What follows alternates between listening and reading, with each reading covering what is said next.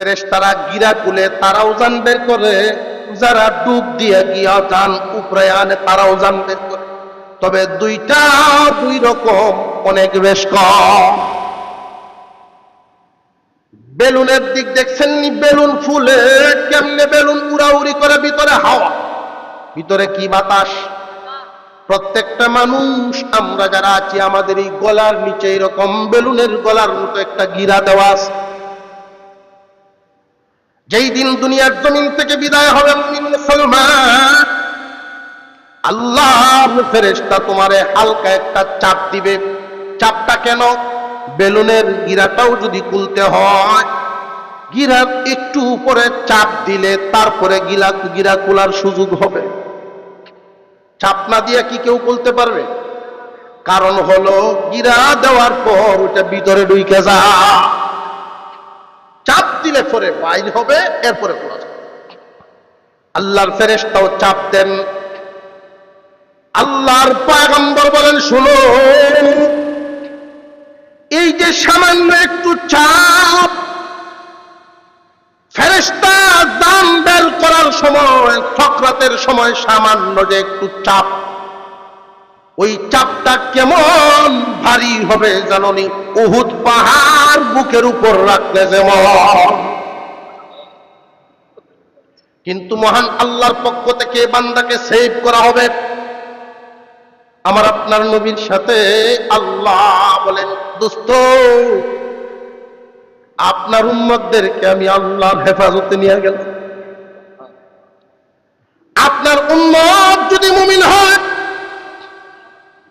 জান বের করবে, ফেরেশতার কাজ ফেরেশতার করবে, চাপ দিবে জান বের করার জন্য। কিন্তু এই চাপ এমন এক পরিবেশ করব, চাপের কষ্ট বান্দায় পাবে না। কেমনে চাপ দিব? তো কষ্ট লাগতো না কেন? হাত পাও কাটে, শিলি করে, এরকম মানুষ দেখছেন? এরকম মানুষ আছে না? হাত কাটার পরে দেখবেন কেউ আছে রক্ত দেখলেই মাথা ঘুরান্তে ফিরে এসে যায়, রক্তই দেখতে পারেন সূর্য। তো কাটছে অনেকটা জায়গা, তার বড় ভাই চাষারা দরিয়া গামছা গুমছাতে বানিয়ে কোনো রকম হাসপাতাল নিচ্ছে, যে একটু শিলি করে দেন। খুলছে, খুললে ধুইছে, সিলাই লাগবো 4টে। হ্যাঁ, মনে হচ্ছে যে সিলাই লাগবো 4টে। দেখি যেই যুগাল যন্ত্র বাইর করতেছে ডাক্তারে, একটা যন্ত্রণানি শব্দ হয়, সাইজে বানাবো, ছায়া দেখে কেঞ্চি সুই, এই বেহানায় আমার বাড়ি তুলে দাও, সিলাই লাগবে না, শিক্ষাল্লিশ। তো ডাক্তার বলতেছেন এক কাজ করে, 2টা ইঞ্জেকশন আনে। এই 2 ইঞ্জেকশন আনা হলো যে, বাবা তুমি দুঃখ পাইতে না, সামান্য একটা পিঁপড়ার কামড়ের মতো একটু সহ্য করো। 2 দিক থেকে 2টা ইঞ্জেকশন ফুস করে দিচ্ছে। এরপরে তার জায়গাটার অবস্থা হয়েছে এমন, তার চোখের সামনেই 4টে সেলাই করলো। সে তাকায় তাকায় দেখছে, ঠিক ব্যথা পাইল না। কেন? সুইয়ের পাওয়ার কি কমে গেছে? সুইয়ের পাওয়ার ঠিকই আছে, ইঞ্জেকশনের মাধ্যমে সেভ করা হয়ে গেছে। ঠিক তেমনি ভাবে একজন মুমিন মুসলমান যখন দুনিয়া ছাড়বেন, 500 ফেরেশতা আল্লাহ জান্নাত থেকে পাঠায় দেন। কোন ফেরেশতা জান্নাত বান্দার চোখের সামনে তুলে ধরবে।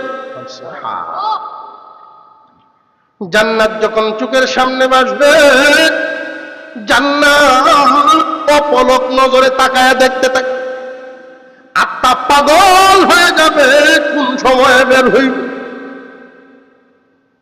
জান্নাত দেখায়, ওইদিকে তার ধ্যান খেল চলে যাবে, অন্যদিকে অপারেশন শুরু হয়ে গেছে।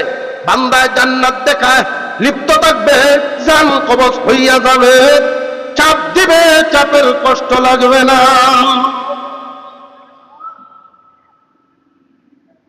পক্ষান্তরে লোকটা যদি পাপিষ্ট হয়, বেঈমান হয়, তারও তো ছোট কিয়ামত আছে, আছে না নাই?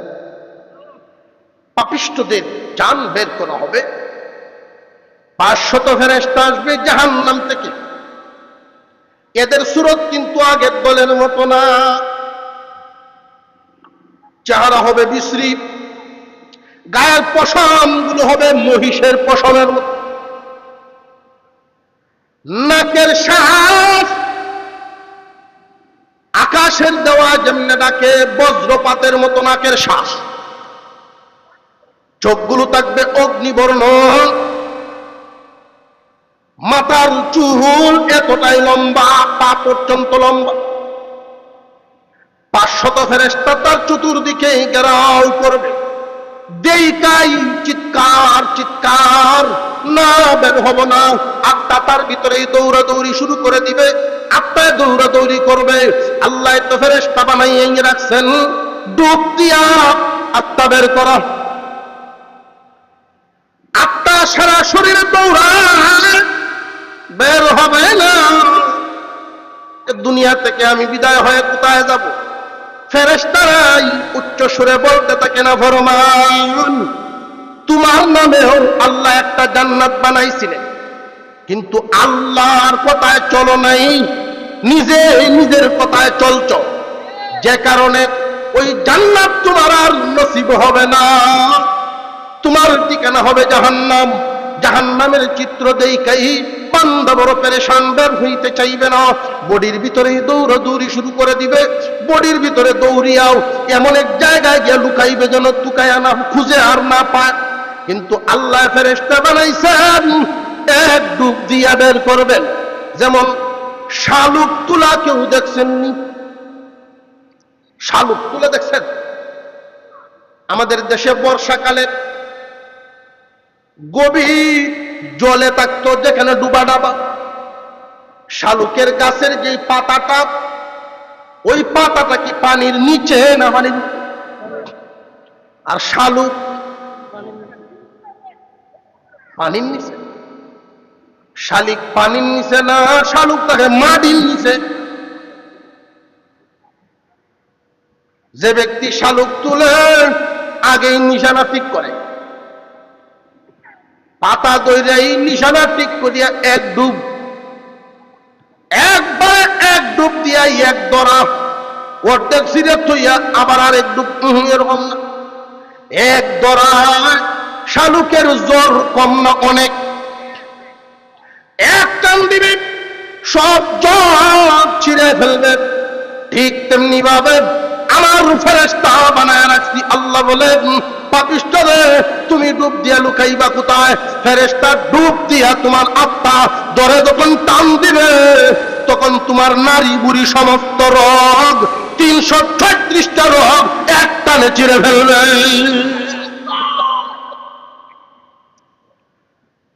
কেমন কষ্ট হবে আমার আপনার পয়গম্বর বলে।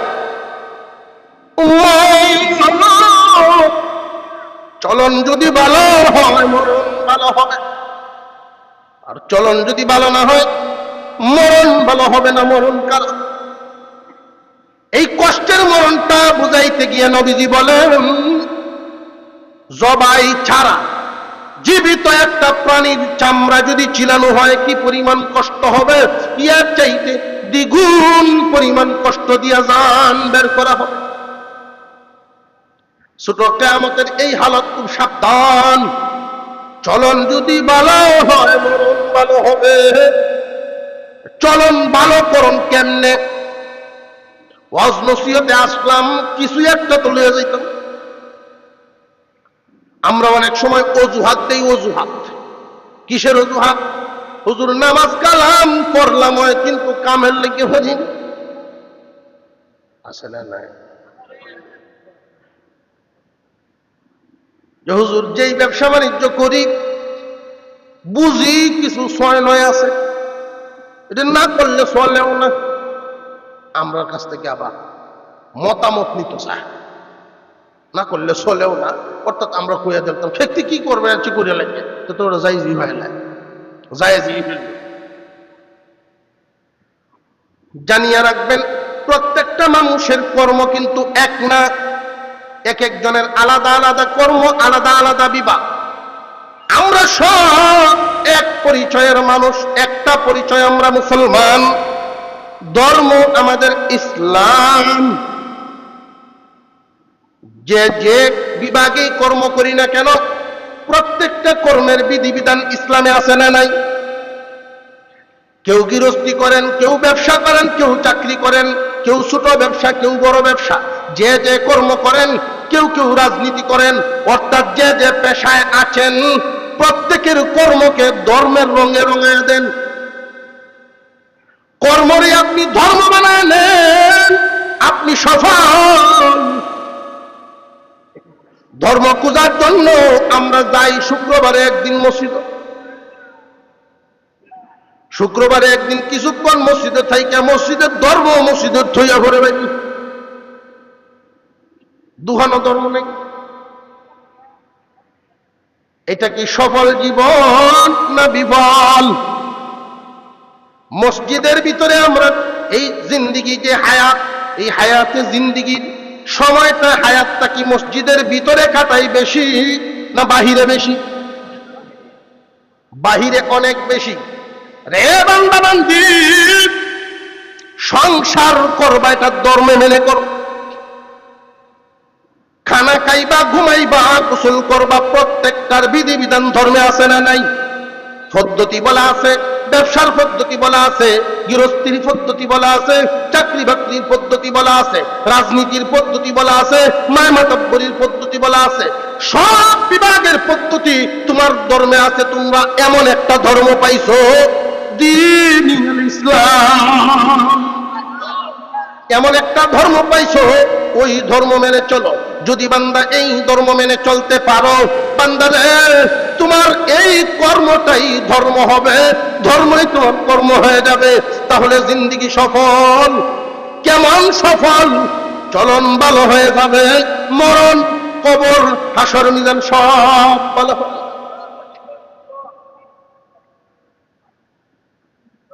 আল্লাহ পাক রব্বুল আলামিন এক আয়াতের মধ্যে বর্ণনা করেন, ইয়া আইয়ুহাল্লাযীনা আমানু দুখুলু ফিস-সিলমি কাফা ওয়া লা তাত্তাবিউ খুতুওয়াতিশ শাইতান ইন্নাহু লাকুম আদুউম মুবিন।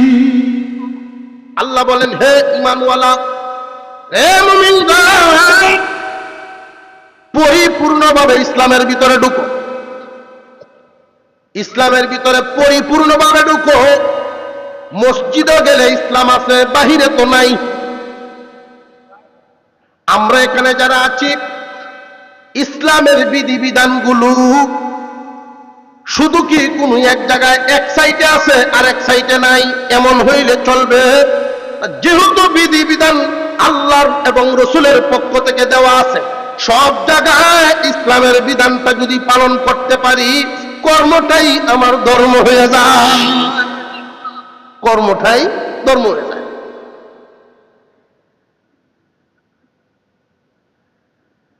আল্লাহ পাক রব্বুল আলামিন আমাদের এই ছোট কিয়ামত প্রত্যেকের সামনে, কার কখন কোথায় হবে আমরা কেউ জানি না। আল্লাহ যেন ভালো করেন, বলুন আমিন। বড় কিয়ামত কখন হবে জানেন কে? আল্লাহ। বড় কিয়ামত হবে সমষ্টিগত কিয়ামত, সকলের জন্য কিয়ামত। ভাই, আর কয়েক মিনিটের মধ্যেই কিয়ামতের বিভীষিকা, ভয়াবহতা, এই যে জমিনটার মধ্যে আমরা আছি, এখন স্থির জমিন নড়ে না। তখনকার অবস্থা হবে, জমিন জায়গায় থাকবে না, নড়াচড়া শুরু করবে, জমিন নাচ শুরু। জমিনের উপরে ছোট বড় কি পরিমাণ পাহাড় আল্লাহ পেরেক বানায় রাখছে। ইসরাফিলের সিংহার ফুৎকারের আওয়াজে ওই পাহাড়গুলো জায়গা ছেড়ে দিবে। আল্লাহ বলেন, আল কারিআতু মাল কারিআ, আওয়াজ, বিকট আওয়াজ। কোন আল্লাহু আকবার। এই আওয়াজটা কে দিবেন? ইসরাফিল আলাইহিস সালাম। চারজন ফেরেশতার মধ্যে একজন ডান কবজের দায়িত্বে, আরেকজন সিংহা মুখে ধারণ করে অপেক্ষায় আছেন। আল্লাহর হুকুম হবে যখন সিংহায় ফু মারবেন, তখন সিংহায় ফু দেওয়ার পরেই সাথে সাথে কিয়ামতের কাজ শুরু হবে। কিভাবে? ইসরাফিলের বাঁশির আওয়াজ বড় মধুর আওয়াজ, বড় মিষ্টির আওয়াজ শুরু হবে। সৃষ্টি জগতে যত সুর আছে, যত কণ্ঠ আছে, সমস্ত সুর একত্রিত করলে যেই পরিমাণ মধুর সিংহার ফুৎকার হবে, সেই পরিমাণ মধুর। মুসলমান ভাইয়েরা, সিংহাটা বাজবে একটানা 6 মাস, ক্রমান্বয়ে শুধু বাড়তেই থাকবে। প্রথমে মানুষ মজা পাবে, এরপরে শুনতে শুনতে কানের পর্দা ফাটবে, এত বিকট হবে পাহাড় জায়গা ছেড়ে দিবে, পাহাড় হাঁটা শুরু করবে, হাঁটা। এক পর্যায়ে আমাদের পাহাড় দৌড়তে থাকবে, একটার সাথে একটা টক্কর লাগবে। শেষ পর্যন্ত এই পাহাড়ের চিত্র কি আল্লাহ বলেন, কাল রিহলিল মানফুস, তুলা, ধ্বনিত তুলা। আমরা যে লেপ তোষক বানাই ধুলি করি, উড়েনি কিছু। এই বিশাল বিশাল পাহাড় আল্লাহ বলেন কোরআনে, সিংহার ফুৎকারে কিয়ামত যখন হবে এই পাহাড়গুলো এরকম হয়ে যাবে। আমাদের মাথার উপর তারকাগুলো, চাঁদ সূর্য, আকাশ যখন বিদীর্ণ হবে, ফেটে যাবে, চন্দ্র সূর্য চিরে পড়ে যাবে, একটার সাথে একটা টক্কর লাগবে, কিয়ামত ঘটে গেল। এইভাবে সব যখন শেষ হয়ে যাবে, একমাত্র আল্লাহ থাকবেন, সব হবে লয়, একমাত্র আল্লাহ শুধু থাকবে। আল্লাহ ডাকবেন, লিমানিল মুলকুল ইয়াউম, খুদা দাবি কথা জমিনে কে খেয়ে আসো, কোথায়? নিজেরে খুদা দাবি করতে কই? এইভাবে কত হাজার বছর থাকবে আল্লাহ জানেন।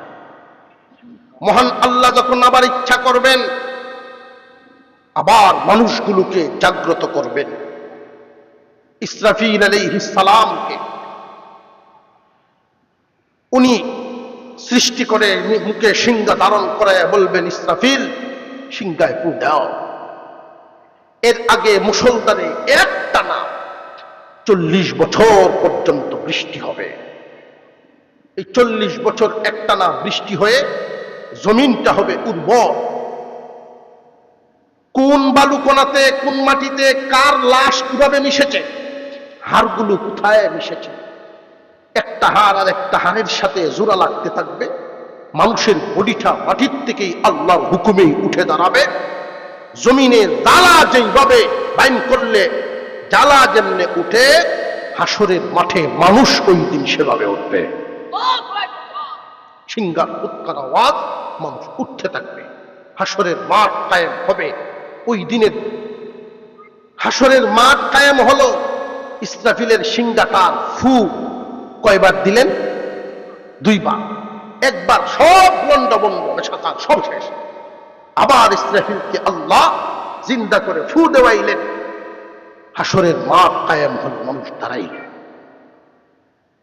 আল্লাহ পাক পরবর্তীতে ঘোষণা দেন, বিচার কার্য শুরু হবে। এক দলের ঈমান আছে আর এক দলের ঈমান নাই। যাদের ঈমান নাই চিরদিন জাহান্নামে যাবে, চিরস্থায়ী জাহান্নামী হবে, জীবনেও মুক্তি মিলবে না। ঈমান আছে যাদের, বিচার হইতো তাদের, তাই তো? মুসলমান ইমানদার ভাইয়েরা আমার, খুব সংক্ষিপ্ত আকার, খুব মনোযোগ। হাসরের ময়দানে এখন কি কোনো কাফের আছেন? না, সব জাহান্নাম। হাসরের যেই মাঠ আল্লাহ কায়েম করবেন, প্রথমে বাছাই করা হবে ইমানদার আর বেঈমান। বেঈমান যারা তারা সব জাহান্নামে চলে যাবে, এদের আর কোনো বিচার আচার নাই, বিনা বিচারে জাহান্নাম। বিচার হইব কাদের? ঈমান আছে যাদের। প্রশ্ন জাগে,